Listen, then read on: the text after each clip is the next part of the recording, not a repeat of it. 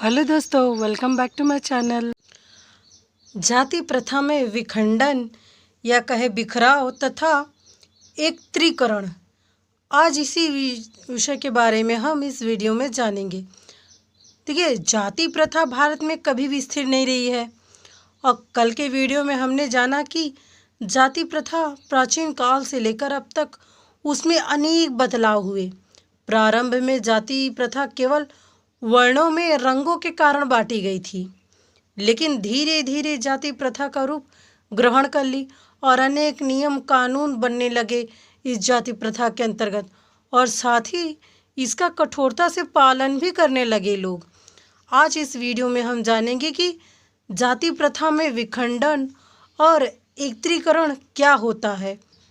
समाजशास्त्री Louis Dumas ने इस प्रक्रिया को यानी विखंडन और एकत्रीकरण की प्रक्रिया को इन्होंने ही स्पष्ट किया है।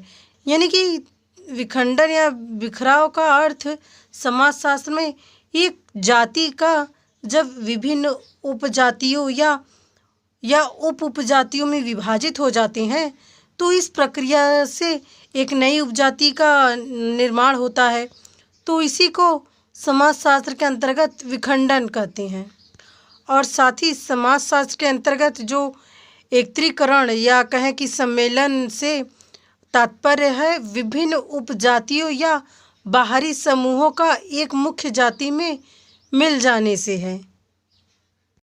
अब हम जाति प्रथा के अंतर्गत जो विखंडन या एकत्रीकरण की प्रक्रिया के कारण को समझेंगे, यानी किन कारणों से जाति प्रथा में विखंडन और एकत्रीकरण होते हैं। पहला कारण है विवाह का नियम।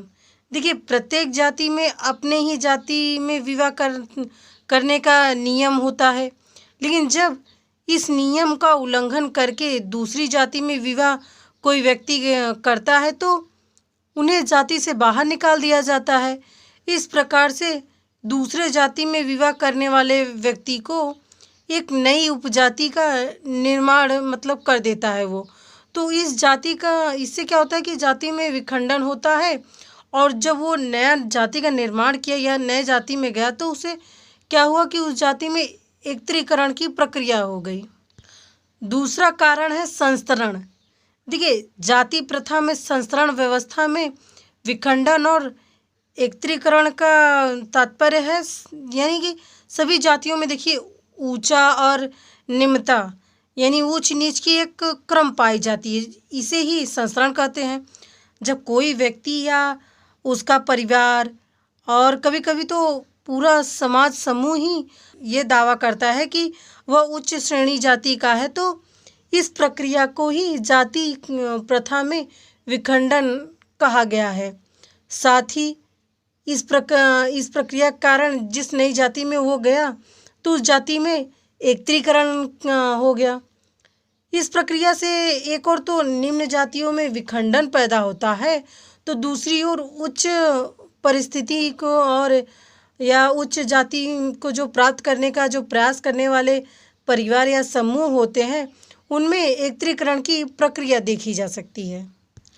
तीसरा कारण है व्यवसाय परिवर्तन।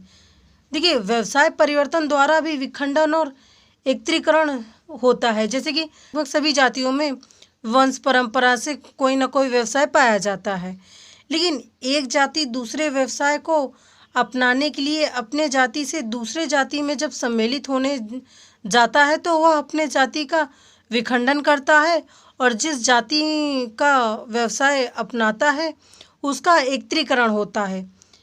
यानी कई बार क्या होता है कि नए व्यवसाय अपनाने के पीछे समाज में उच्च परिस्थिति प्राप्त करना भी होता है, इससे विखंडन की प्रक्रिया क्रियाशील हो जाती है।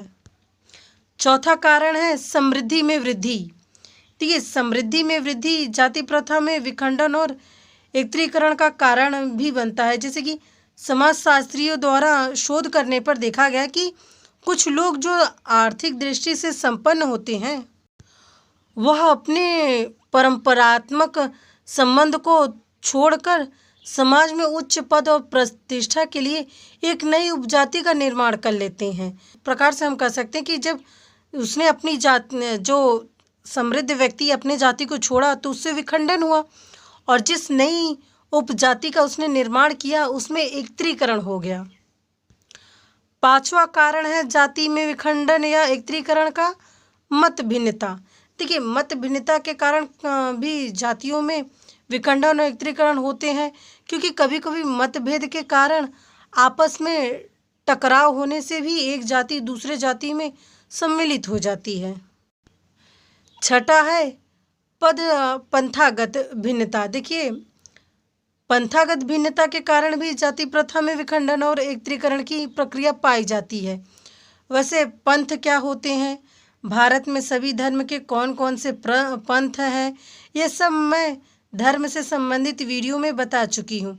उस वीडियो को ज़रूर देखना, इससे आपको पंथ क्या होते हैं या इनमें कौन कौन सी भिन्नता पाई जाती है ये स्पष्ट हो जाएगा।